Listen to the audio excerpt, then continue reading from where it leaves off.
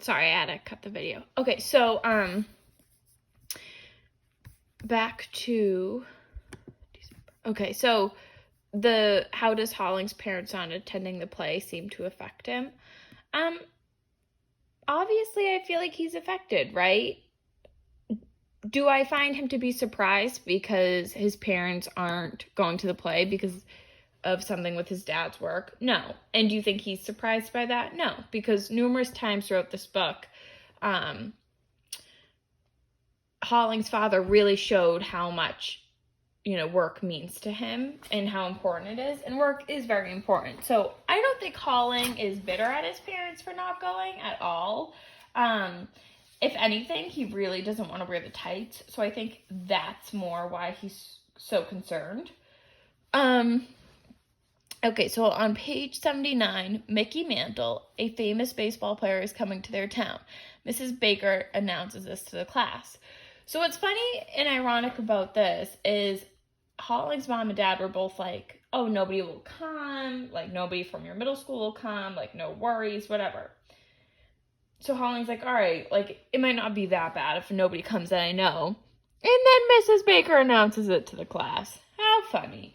So then Holling is like, okay, does Mrs. Baker hate me? Because why would she do that to me? Which I get his point on that.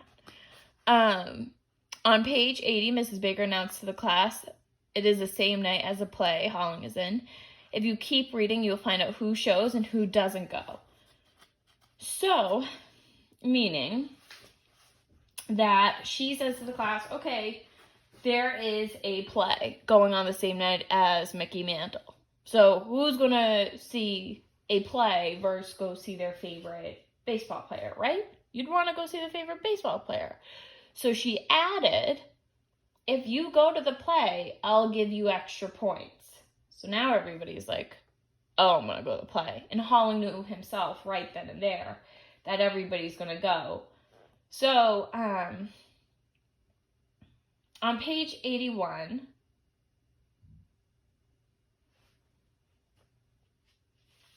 actually not on page 81, on page,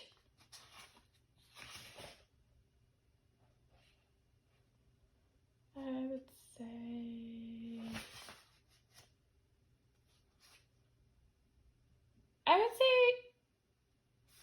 on page 85, 85, yes. 85 is where he lists everybody who came.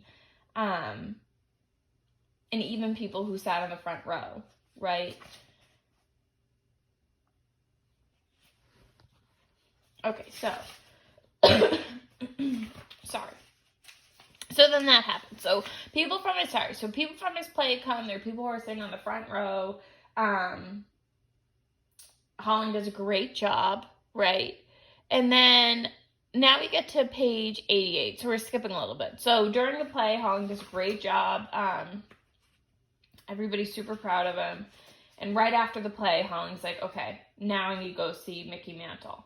Dad didn't show up to pick him up. So obviously he was bummed out. Dad and Mom weren't there to watch the play, so obviously he was bummed out. He had hopes that his father would be there, but he didn't. Instead of thinking too much about it, Holling saw a bus come his way, jumped on the bus, rode to see Mickey Mantle. He forgot his baseball at the theater for Mickey Mantle for him to sign. The bus driver gave it to Mickey Mantle. No, the bus driver gave it to Holling, who gave it to Mickey Mantle. And then Mickey Mantle did the meanest thing ever. On page 88, this is where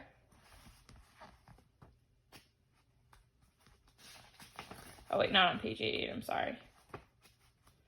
On page, oh, now over here. On page 92,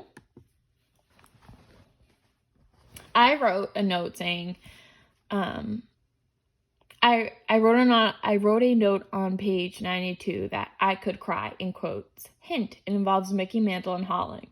We see a new Danny in this scene. Please read. You're definitely going to want to see what happens next. So I'm guessing everybody's read, right? So let's talk about it. I said I could cry because Mickey Mantle shut him down for signing his baseball. Mind you, he took a bus ride there. His parents didn't come to his play, so he kind of feels already defeated. He goes to see Mickey Mantle, gives him the baseball, and Mickey Mantle says, quote unquote,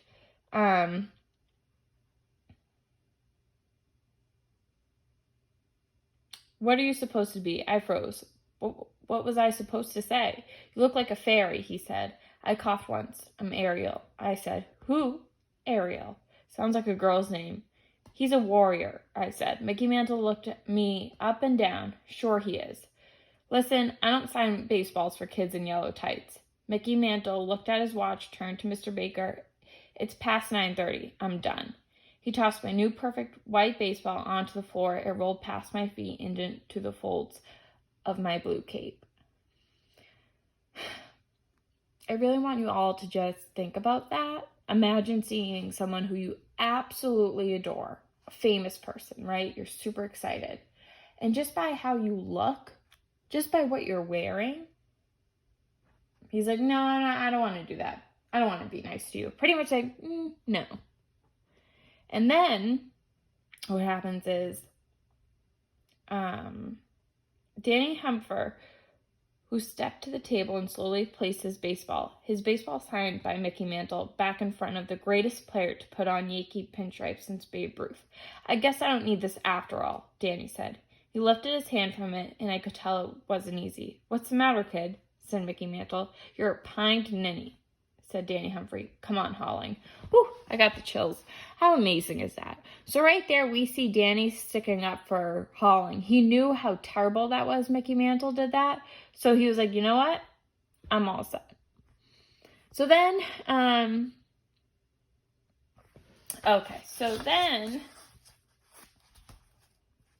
we are now back at school. So 94, 95.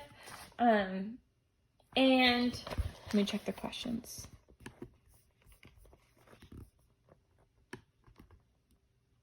Okay, so now we're on specifically on question 6.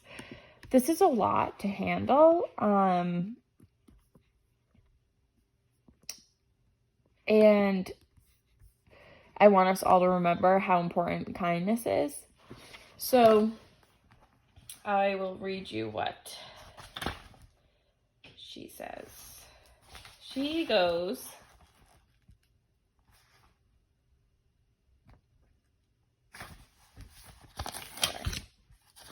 trying to find it in my notes.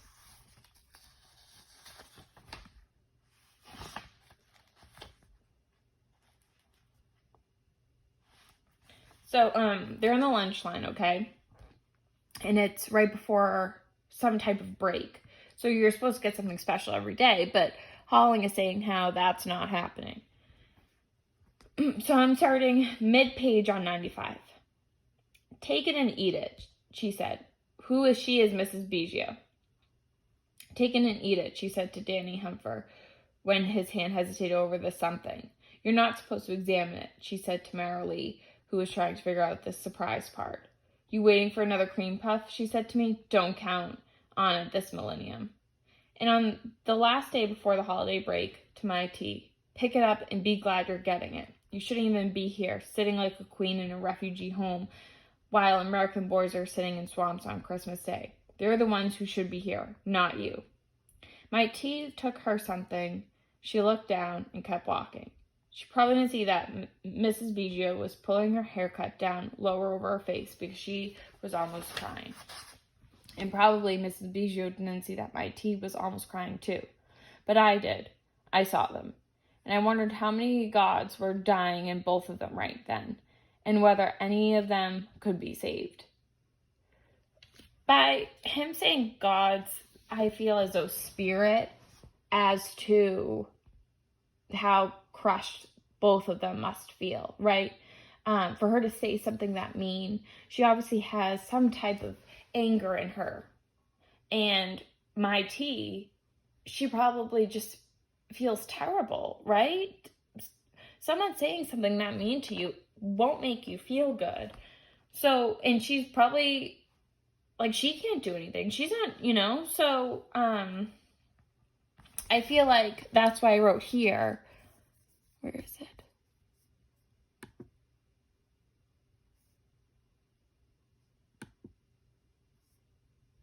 Oh, that Mrs. Bijou is an adult.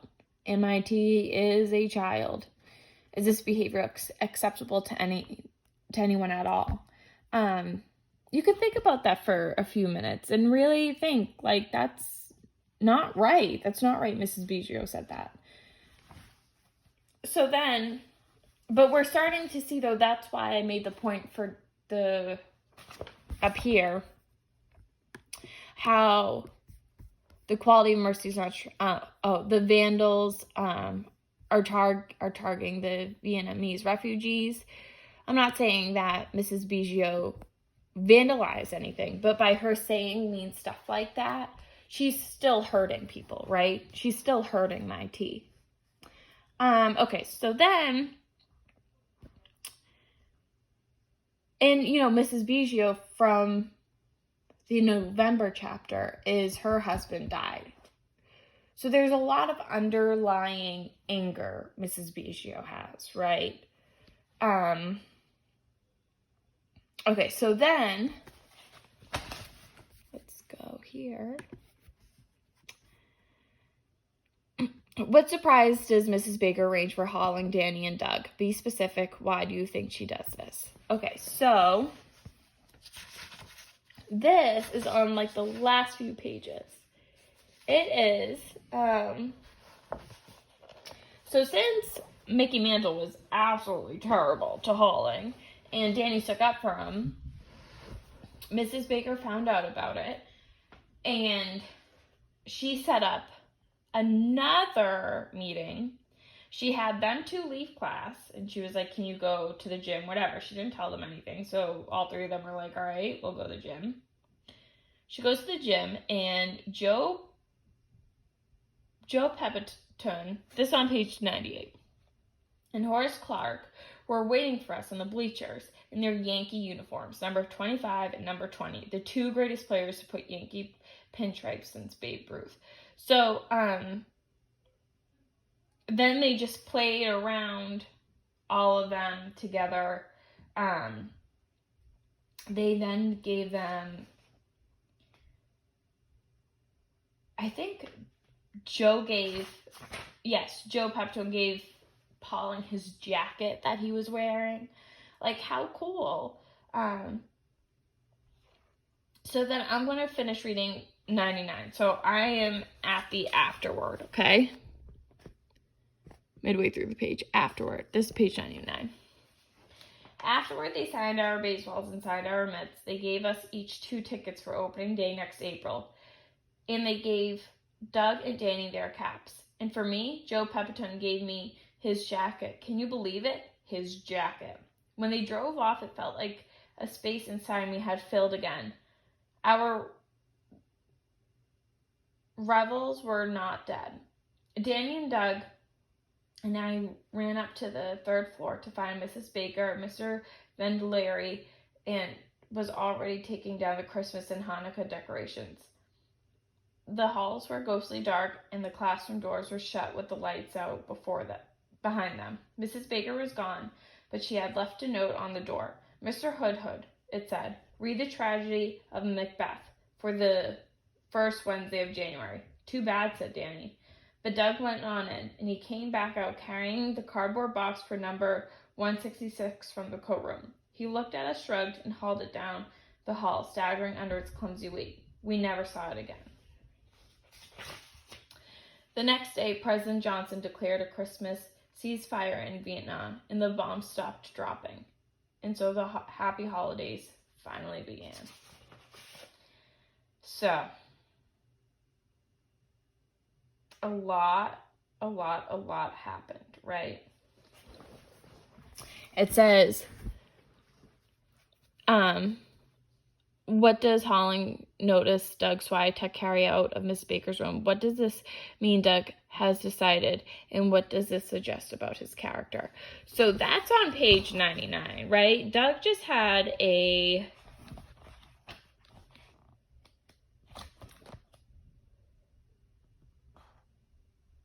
time, so fun, with the two baseball players. And now, to me, he's showing a type of anger. What does that mean, right? And there's a lot of questions I have here about Doug. I would love if you guys would respond to what you think he means by that, by throwing out the box. And then last but not least, how is Holling starting to change as a character? Explain by mentioning one specific example from this chapter.